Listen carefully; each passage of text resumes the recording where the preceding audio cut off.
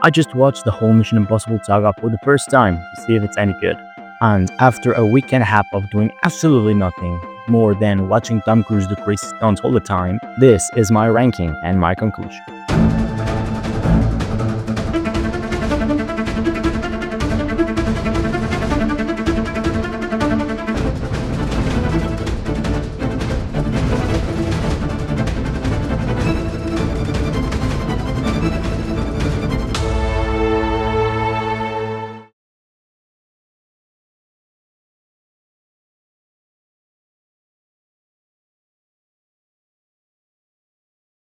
In 5 seconds. I started where it's the only right place to start with the saga, and of course, it's Mission Impossible 1. Mission Impossible 1 is a good start to the saga, in my opinion.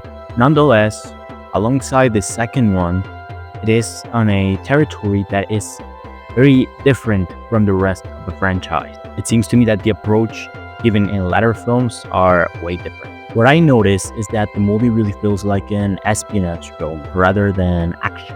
And in a certain way, the most famous scene from this movie shows that, where Tom Cruise is on the wires and he's hanging and doing everything with the necklace. Regardless of that, it still is a really good movie, a really entertaining experience. At least for me, it was very fun and did a great job on introducing the two most famous characters of this franchise. Of course, Tom Cruise's Ethan Hunt, and then my GOAT, Luther. I personally, at least for me, I did not see any of the plot twists coming. Nonetheless, I still think that at some points the film was a little bit slow. But I would say about Mission Impossible 1 that it's not a perfect movie. It's not a perfect action movie. I would not even call it an action movie.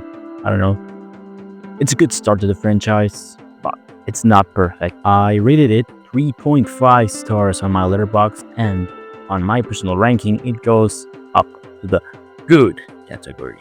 I had never seen a Mission Impossible movie before, as I said, and starting with this one, it really made me very interested in what was going to come next. Mission Impossible 2 was the weakest. This is the most different one. I think it has the most different approach from all of the movies. Like, it starts in a way that I was like, okay, it's gonna be interesting, here's its mission, but then the whole thing with the girl and all that, I remember the names, I'm sorry. Like, the movie for me is a little bit weird, the romance feels forced, the villain not that big of a threat. I don't care about the villain at all. I think it's the one that feels more like a blockbuster, like your typical action movie that you would watch with, I don't know, Jason Statham or something. It was not giving Mission Impossible for what I was expecting. So disappointing to say the least. I honestly think that people that watched it when it came out were probably disappointed after waiting like 6 years for the next iteration, and they just watched Mission Impossible 2 and they're like, maybe it was kinda mid. Here, it really started to kick off what I expected of Mission Impossible. Mission Impossible 3 is the way to start a series movie with a bang, Just the beginning movie really hooked me. It was a great start, a great initial scene. It is not the best movie of Mission Impossible, obviously, but to me the story was very compelling. Actually, it was caring about Tom Cruise rescuing Juliet, which is a character that was introduced, ditching, kind of retconning Mission Impossible 2 and bringing us a new love interest to our protagonist in Ethan Hunt. The villain is great too, by the way. I think Mission Impossible 3, great piece of media in terms of the action franchises and of the Mission Impossible saga. It was a really good taste of what was about to come with the rest of the movie. I rated this one 4 stars and it entered the good category. Mission Impossible Ghost Protocol. Now, this one truly felt like what I expected, at least, a Mission Impossible movie. It had one of the most famous stunts from movies, which is where Tom Cruise running with building, climbing it, that whole sequence is crazy. It also introduces more characters to the team with the Mission Impossible saga that we will see in the next movies, such as Simon Pegg's Benji, and also Jeremy Renner's William Brandt. The movie itself was very entertaining, very good. I really enjoyed every single part of the movie. The building part is legendary, and the sandstorm running scene is just the footprint for memes, bro. Here, I really felt like it was the definition of what Mission Impossible is. To me, it was everything I expected and more. And to me, it gave us the best ending from the saga. That beautiful scene with Julia at the end. Beautiful. And though the movie has some flaws, which I should mention, but I won't, I don't remember right now, it's still good. 4 stars.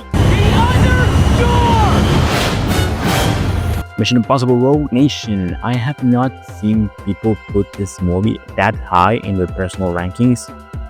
Higher lists, tier lists. Enterprise. For me, Mission Impossible Rogue Nation, I would say it's the best, second best, not the best, second best movie in the whole franchise. After hinting and foreshadowing the Syndicate in the previous movie, here, Syndicate is the antagonist, are the antagonists, and the movie also presents Rebecca Ferguson's Ilsa Fox. All the characters return for an incredible film, and in general, the story is very captivating, very entertaining. You're hooked from the very beginning, where Tom Cruise is being fucking gassed.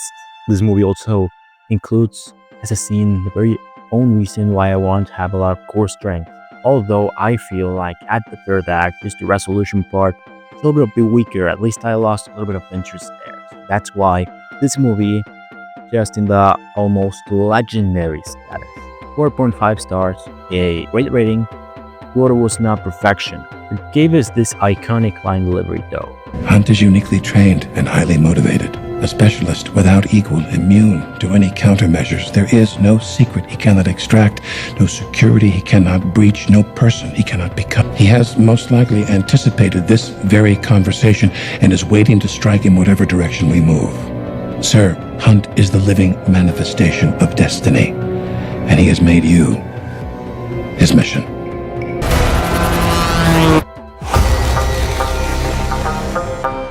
Mission Impossible Fallout. I think this one is big action cinema. This one is on top. On top. To me, it's the best Mission Impossible movie of them all. It is all amazing. Tension, the stakes, the plotline, August Walker, Henry Cavill as the villain, as the antagonist really well. To me, it's my favorite one. Probably because it's Henry Cavill, but I really liked it. We are introduced to other great characters that we will see in the next movie, such as Angela Bassett or Vanessa Kirby, and we see great action sequences such as the one in the bathroom with, the iconic, the Tom Cruise running peaks in this movie, when he broke his ankle. Crazy. I do not know what else to say. Like, for me, there are no flaws in this movie, to be completely honest. To me, the base is great. We had the return of Julia, which just was amazing. This movie is all hits, no misses. We love Benji, we love Elsa, we love Luther. Like, come on. It's the perfect thing, the perfect villain, perfect protagonist, perfect side characters. The cinematography is also at its best in the saga, in this movie. Like, there are some amazing transitions, some amazing shots. I wish we could have seen a little bit more of that. That's the reason why it takes a legendary status, the 5-star zone. But will it be the only one, or will the last 2 remaining movies enter the fray?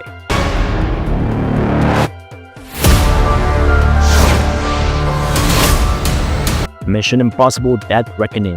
Dare I say, an interesting approach with the entity entering as villain, AI. So realistic, bro. We also see Haley Atwell's Grace entering as a pitbucker, and Ethan Hunt being accused of treason once again. What a novelty. I believe this movie works very, very well.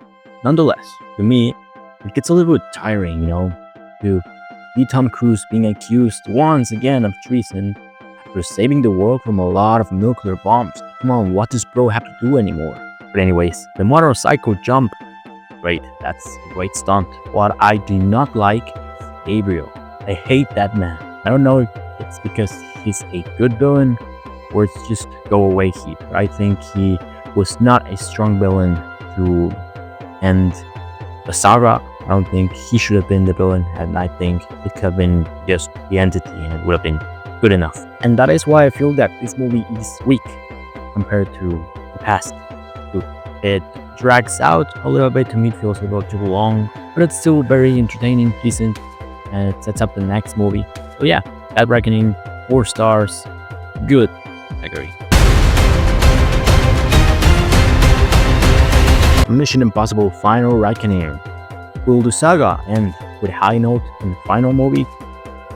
Let's talk about it. Going to the movie after watching the whole saga for the first time, hearing nothing but wonders and great reviews for this movie, and starting to love Tom Cruise even more, it was very special. As soon as it started, to me, it all just felt very magical, you know? I understood all the callbacks, I really understood all the flashbacks, and it really felt like I really felt right here on the fields when Tom Cruise asked the council for their trust one final time. The story was very thrilling. I was on the edge of my seat the whole movie. Even though I knew Ethan Hunt was going to win, the whole world was going to be safe, I was still at the edge of my seat. So maybe there was a chance that they would end the saga with everything failing, you know? No, that didn't happen, but I was shocked still. It was an interesting experience and also very emotional. Nonetheless, this movie also has some stuff that I do not like. Because, bro, what the hell is that? That when we are having callbacks for previous movies of the franchise, we see a direct flashback of the scene. Like, literally, just a callback, like, oh, you remember when this happened? And we see the action. Like, I understand that you want your audience to know what is happening and to get everything that you're mentioning. But it takes you out of the movie. I was like, why? Why is this happening? Like, imagine if at Avengers Endgame in the final battle, whenever the portals of Wakanda open up, right? Doctor Strange portals to Wakanda, and Falcon comes out flying, and he says, on your left, Captain America. We all of a sudden would have gotten a flashback to Captain America and Sam Wilson running in Captain America the Winter Soldier, and Cap saying, on your left, Sam Wilson. Like, it would not make any sense, you know? You understand me? But talking about Avengers Endgame, this movie really felt like Avengers Endgame for Mission Impossible fans, you know? But what doesn't feel like Endgame is the villain. Gabriel still sucks. He should have been the Thanos, right? But the entity is the Thanos of Mission Impossible saga. And Gabriel, I don't like him at all, man. Like, please, why did they do this character? Like, the actor does well. The character stinks. Aside from that, the stunts were amazing. Like, the underwater scene was just too thrilling, man. I was nervous the whole time. I also believe it was a good ending to the saga. It doesn't feel like a real ending. It had mixed emotions, but it's a good ending. But at the same time, it's not. But it is. It's not, you know? Like, I feel like we should have gotten Ethan Hunt either retiring or doing something. I feel like there's still an open door if they ever want to do another one, which I don't think they will. But what if they want to? They can still do it, and I don't like it. I wish we'd have gotten something more epic. Maybe think Ethan Hunt's dead or something like that, and then he shows up like Batman Dark Knight Rises, something like that. But other than that, the movie was still good. It has some things that I don't like, but in comparison to the previous one, the movie doesn't feel too long.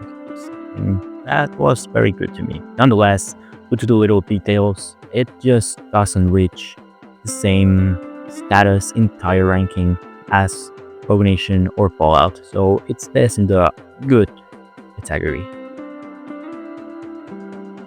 So as you can see, this is my final ranking. In the lowest, Mission Impossible 2, then the first one, then the third one, then Dead Reckoning, very close to Final Reckoning, followed by Ghost Protocol, followed by Rogue Nation in the second place, and on a league of its own, Mission Impossible Fallout, which takes the crown for the best movie from the Mission Impossible saga.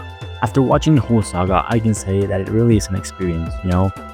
When I first watched the Mission Impossible intro, it was very magical, and then getting to see it on theaters for the first time, and for a last time, it was very special, you know? It felt good. After seeing all these movies, I can say that I love the music, I love the characters, I love the stories, and I really appreciate it a lot. I really regret not seeing them before, and I cannot imagine how special it was for other people to see it. I will definitely look back very fondly to the experience of watching these movies and to make this video, basically. I apologize because I wanted to record myself after watching each movie, you know, like live reactions or live opinions instead of just sitting and talking about them. But I didn't have enough memory on my phone, enough storage, so I failed. But comment in the comment section if you will have any suggestions for sagas that I can watch, and I can do that. I can actually do the live reactions that I wanted to do. I have nothing else to say except to mention how much I admire and appreciate Tom Cruise for the film industry. As a filmmaker, I really have noticed a lot of videos about like Tom Cruise interviews and what he says, and I really end up admiring him. I honestly will never doubt rewatching the whole saga again. And I don't know, I really appreciate all the people, including Tom Cruise and the rest of the crew that are behind his films, because you can really feel the love and the passion that is behind them. So maybe the only thing that I can say is thank you, Mission Impossible. Anyways, thanks for watching. I hope that you enjoyed this video. Subscribe, leave a comment, leave a like if you liked it. Thanks for watching once again. And that's it. I am an aspiring filmmaker, like Tom Cruise would probably suggest. I guess I'll see you in the movies.